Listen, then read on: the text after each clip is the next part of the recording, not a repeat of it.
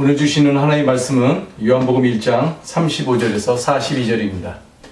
요한복음 1장 35절에서 42절 우리 함께 보겠습니다. 또 이튿날 요한이 자기 제자 중 두 사람과 함께 섰다가 예수께서 거니심을 보고 말하되 보라 하나님의 어린 양이로다.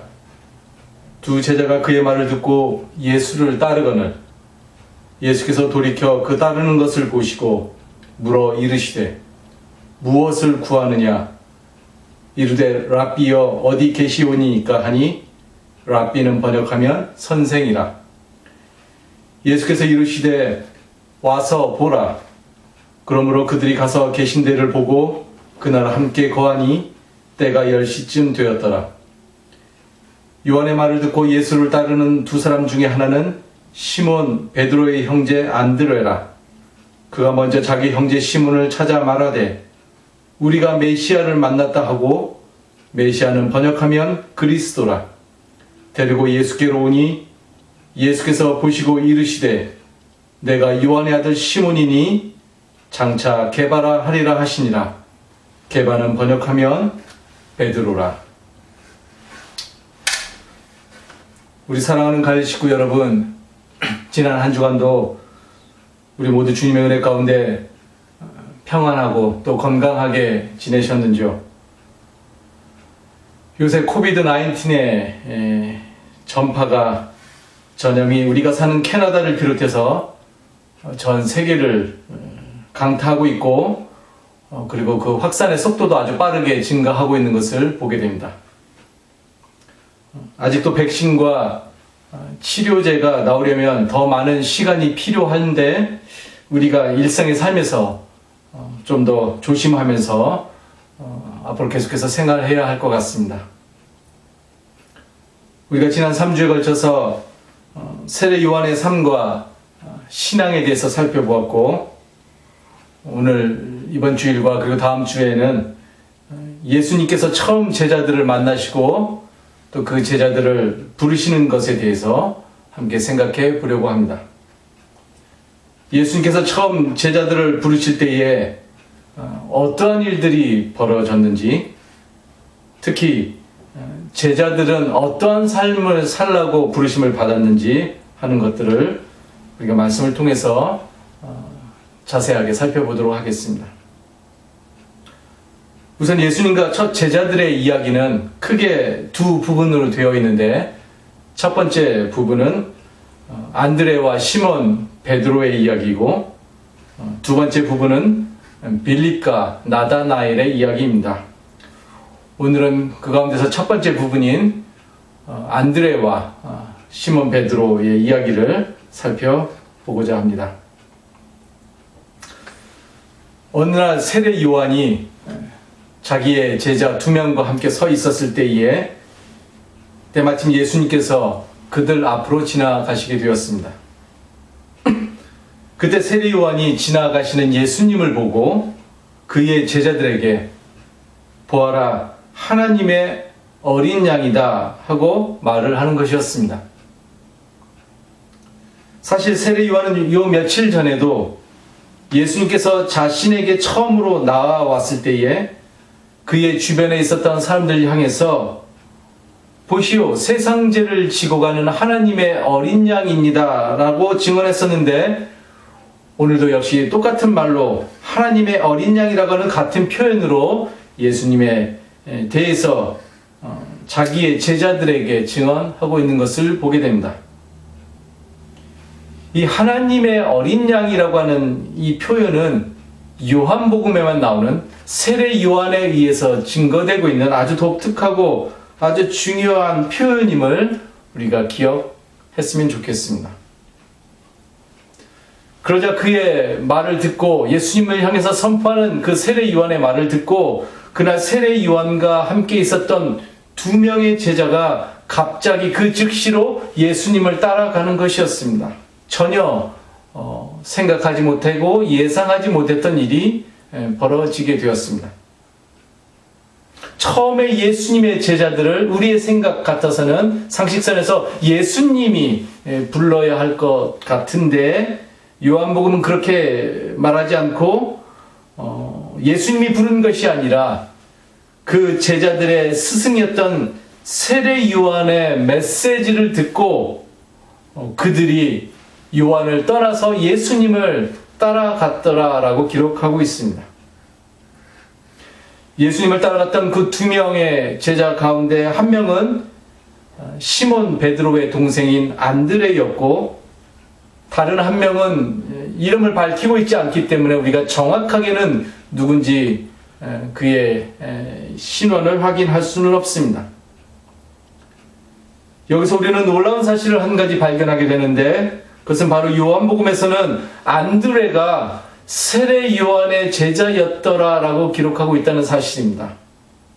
여러분, 우리는 안드레를 어떻게 알고 있습니까? 특별히 공간복음에 익숙한 우리들은 공간복음서를 보면 안드레의 직업은 어부였던 것을 알 수가 있습니다. 세례 요한의 제자로서 세례 요한과 함께 생활을 하는 사람이 아니라 그의 형인 베드로와 함께 갈릴리 바다에서 고기를 잡다가 어느 날 예수님을 만나게 되고, 그래서 예수님으로부터 부름을 받은 첫 번째 제자 가운데 하나였다는 것을 우리가 알 수 있습니다.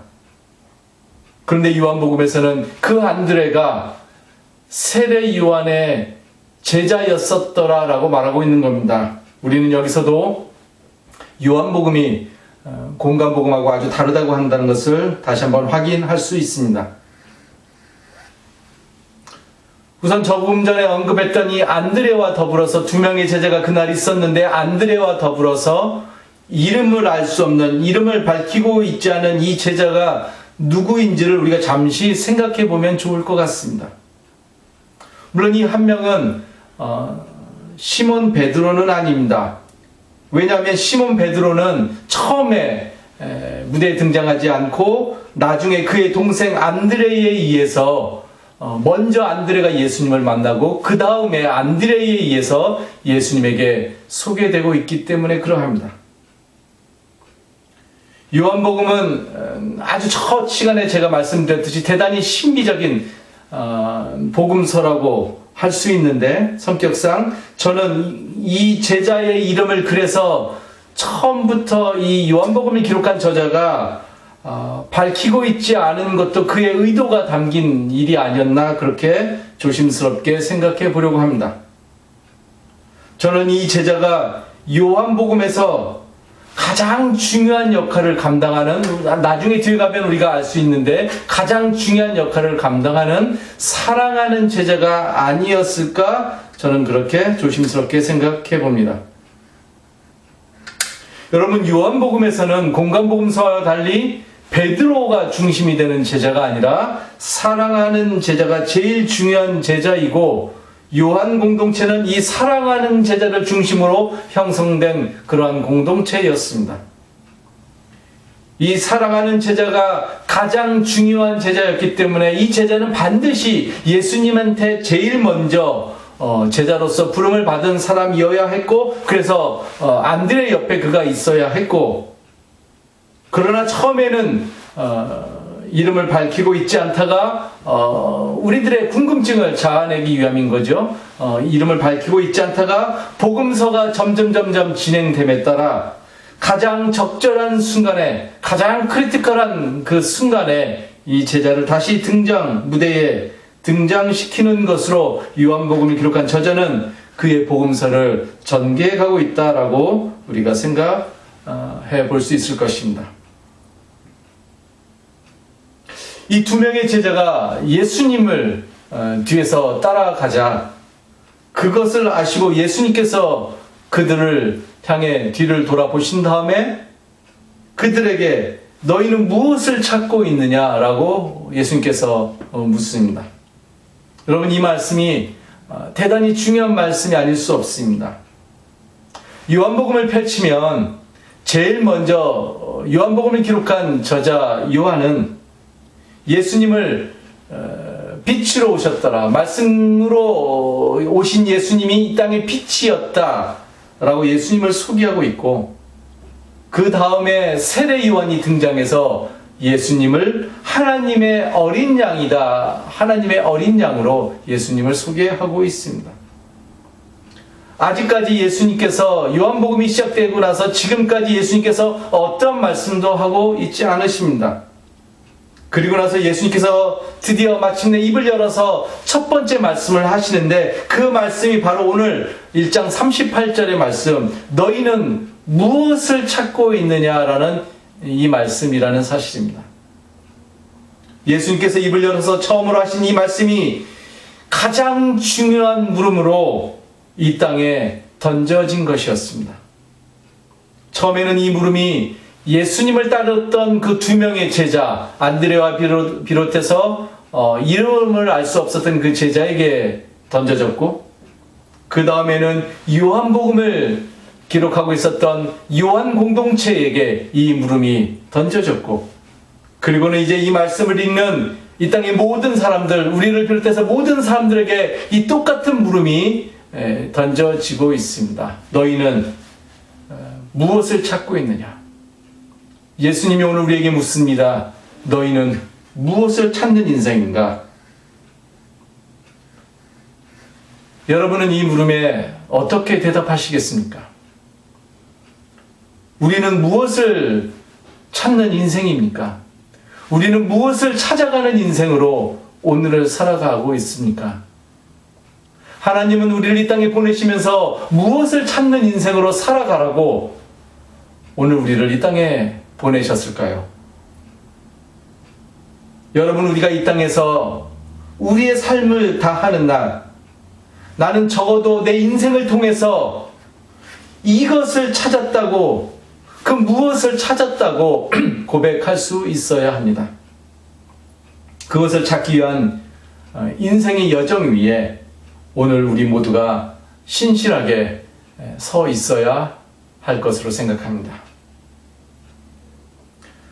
무엇을 찾고 있느냐라고 하는 예수님의 이 물음을 듣고 처음에 제자 두 명은 선생님은 어디에 묵고 계십니까? 라고 물음으로 그들이 대답을 하고 있습니다. 선생님은 어디에 묵고 계십니까? 예수님이 어디에 계시는지, 어디에서 생활을 하시는지, 예수님께서 사시는 곳은 어디인지 그것이 저희들은 궁금합니다. 그들은 예수님을 랍비라고 부르고 있는데 랍비는 우리가 알다시피 유대교의 율법 선생을 말하는 겁니다.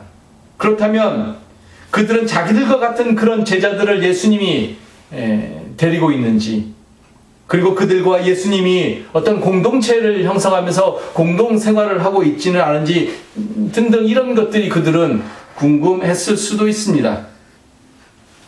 그러자 그때 예수님께서 그들의 물음을 듣고 예수님께서 와서 보아라, come and see 라고 하는 아주 유명한 말로 예수님께서 대답해 주셨습니다. 오늘 말씀의 제목이기도 한데 우리가 오늘 이 부분을 좀 더 깊이 생각해 보도록 하겠습니다. 여러분, 예수님께서 와서 보아라라고 하신 이 말씀을 우리가 문자적으로 literally 해석을 해서 예수님께서 내가 어디에 살고 있는지, 어느 집에 묵고 있는지, 혹은 나의 집이 어떠한 형태인지, 혹은 내가 누구하고 살고 있는지를 보여줄 테니 와서 한번 니네들이 봐봐라 라는 것을 의미하는 것으로 우리가 해석해서는 절대로 안 될 것이라 생각합니다. 대신에 예수님은 이렇게 말씀하고 계시는 것입니다. 너희들은 내가 어디에 살고 있는지, 어디에서 누구하고 살고 있는지를 궁금해하는데, 그러나 진정으로 너희들이 나에 대해서 궁금해야 되는 것은 그러한 차원이 아니라, 그러한 문자적인, 그러한 물리적인 차원이 아니라 내가 진정으로 누구하고 거하고 있는지를 궁금해야 한다는 것을 예수님은 의미하고 있다는 사실입니다. 그래서 그날 그 두 명의 제자는 예수님을 따라갔습니다. 그리고 예수님께서 묵고 계시는 그곳을 보고 그날 예수님과 함께 그들은 시간을 보내게 되었습니다. 여러분, 그날 그 제자들이 예수님과 함께 시간을 보내게 되었더라라고 하는 것이 아주 중요합니다. 분명히 그들은 예수님과 처음 만나서 이런저런 삶의 이야기들을 나눴을 것이 분명합니다. 어쩌면 예수님과의 만남이 너무나 소중하고 그리고 너무나 귀한 시간이었기 때문에, 그리고 자기들은 태어나서 한 번도 들어보지 못한 그런 이야기들을 예수님이 들려주셨기 때문에 아마 밤을 지새우면서까지도 예수님과 함께 이야기를 나눴을지도 모릅니다. 왜 우리도 소중한 친구들과 오랜만에 만나게 되면 밤 시간 가는 줄 모르고 서로 이야기를 나눴던 그러한 경험들이 삶에서 분명히 한두 번씩 이상은 다 있을 것이라고 생각을 합니다. 오늘 예수님의 제자들이 이 첫 번째 안드레를 비롯해서 이름을 알 수 없었던 그 제자 2명은 바로 예수님과 그러한 기쁨의 시간을 함께 보내고 가졌을 것입니다. 처음에 이들은 예수님이 어디에 사시는지, 예수님의 주소가 어디인지, 어디에 묵고 계시는지에 관심이 있었습니다. 그런데 그러한 그들에게 예수님은 와서 보라 라고 초대하셔서 어떤 물리적이고 지리적인 장소를 넘어서 진정으로 예수님이 어디에 거하고 있는지, 진정으로 예수님이 살고 있는 삶의 그 영적인 의미는 무엇인지를 예수님께서는 그들에게 보여주시고자 하셨던 것이었습니다. 즉 신앙적으로, spiritually, 영적으로, 영성적으로 예수님께서 어디에 거하고 계신지를 예수님은 그들에게 보여주셨던 것이었습니다. 그렇다면 그날 그 제자들은 예수님과의 만남을 통해서 무엇을 경험하고 또 무엇을 깨달았을까요? 말씀해 보면 그들이 그날 예수님과 함께 거했더라라고 말하고 있는데, 같이 거함을 통해서 그들은 예수님을 통해서 무엇을 보게 되었을까요? 와서 보라라고 하는 come and see라고 하는 예수님의 그 생명의 그 초대를 통해서 그들은 궁극적으로 무엇을 보고 무엇을 경험하고 무엇을 깨닫게 되었을까요? 한마디로 말해서 그들은 무엇보다도 하나님의 품에 계신 예수님, 그리고 예수님 안에 계시는 하나님을 그들이 처음으로 인생에서 경험하기 시작합니다. 여러분, 하나님 품에 계신 예수님, 그리고 예수님 안에 계시는 하나님이라고 하는 이 표현은 요한복음이 가지고 있는 가장 큰 신비적인 주제 중에 하나라고 할 수가 있겠습니다. 나중에 살펴보겠지만 요한복음 14장에 가보면 예수님께서 내가 아버지 안에 있고 또한 아버지께서 내 안에 있다라고 하는 아주 유명한 말씀을 말씀하고 계신 것을 우리가 잘 알고 있습니다. 요한복음의 처음 부분인 1장 18절에 보면 이런 말씀이 있습니다. 일찍이 하나님을 본 사람은 없으나 아버지의 품속에 계시는 독생자이신 하나님이 그분을 나타내 보이셨더라 라고 기록하고 있습니다. 요한은 예수님을 하나님의 품속에 계신 분이라고 정확하게 말해주고 있습니다. 하나님의 품속에 계신 예수님. 그날 제자들은 바로 그것을, 하나님의 품속에 계신 예수님이 누구인지를 처음으로 경험했던 것이었습니다. 아버지의 품속에 계시다고 한다는 말은 다른 말로 말하면 하나님과 어떤 일치의 삶을 살고 계신 예수님, 혹은 하나님과 아주 친밀한 삶을 살고 계시는 예수님을 표현하는 그런 신앙의 어법이라고 생각합니다. 즉 예수님이 하나님과 일치를 이루고 하나님과 친밀함을 이루고 사시는 그 예수님께서 무엇을 하시고 계셨더라? 그렇죠. 하나님을 나타내셨다는 겁니다. 하나님을 품고 하나님과 친밀하고 하나님과 일치를 이루는 예수님이 나타내시는 것은 바로 하나님이었다라는 말입니다. 처음에 예수님의 제자들, 이 제자들은 바로 예수님을 통해서 예수님과 함께함을 통해서 바로 이 점을 깨달았던 것이었습니다.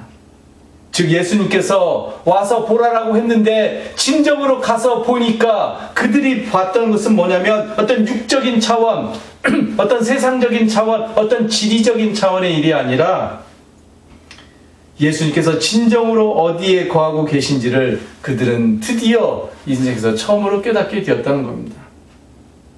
처음에 그들의 관심은 1차적인 관심이었지만, 세상적인 관심이었지만, 그런데 예수님을 만남으로 인해서 드디어 그들의 영적인 눈이 열리게 되었다는 사실입니다.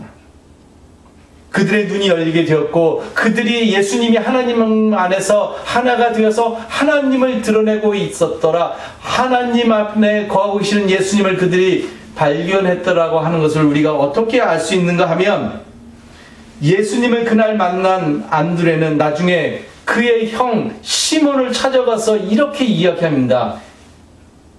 우리가 메시아를 만났습니다. 형 시몬 베드로를 찾아가서 안드레에서 나왔던 첫 번째 말은 뭐냐면, 형님, 우리가 드디어 인생에서 메시아를 만났습니다 라고 고백하고 있다는 겁니다. 이것은 안드레가 예수님이 진정으로 무엇에 거하고 계셨더라라고 하는 것을 깨닫게 되었다는 것을 보여주는 아주 결정적인 그런 말씀이라고 생각을 합니다. 이 부분은 우리가 다음 주에 다시 한번 좀 더 언급하도록 하겠습니다. 여기서 우리가 예수님께서 왜 제자들을 부르시는지를 마지막으로 생각해 보면 좋겠습니다. 왜 제자들을 부르시는가? 왜 예수님께서 저와 여러분들을 예수님의 제자로 부르시는가? 라는 물음입니다. 우리가 잘 알고 있는 공간복음서를 보면 처음에 제자였던 베드로와 안드레는 갈릴리 바다에서 고기를 잡다가 예수님을 처음으로 만나게 됩니다. 그리고 예수님으로부터 그날 나를 따라오너라, 내가 너희를 사람을 낚는 어부가 되게 하겠다라는 말씀을 듣습니다. 우리는 그 말씀의 근거에서 우리가 제자로 부름받은 목적은 이 땅에서 사람을 낚는 어부로 살아가기 위해서 우리는 예수님의 제자로 부름을 받은 인생이라고 믿고 세상을 살아갑니다. 그런데 오늘 요한복음은 내가 너희를 사람을 낚는 어부가 되게 하겠다, 이런 말씀이 나오지 않습니다.